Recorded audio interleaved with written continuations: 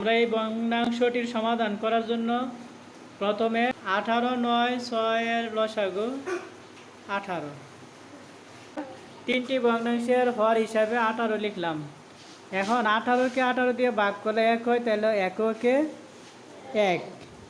তারপর 9 দিয়ে 18কে ভাগ করলে 2, লবকে 2 দ্বারা গুণ করলে 2 দুগুণে 4। তারপর 6 দিয়ে 18কে ভাগ করলে 3, 3 দিয়ে 5কে গুণ করলে 15। তারপরে আমরা তিনটা ভগ্নাংশের হর শুধু 18 লিখবো, আর তিনটা ভগ্নাংশের লব যোগ করব। তাহলে তিনটা ভগ্নাংশের লব যোগ করলে কত হইব? 1 যোগ 4 যোগ 15। তারপরে আমরা তারও হর লিখি, যোগফল কত হবে লবগুলোর? 4 যোগ 1 যোগ 15 কত হয়?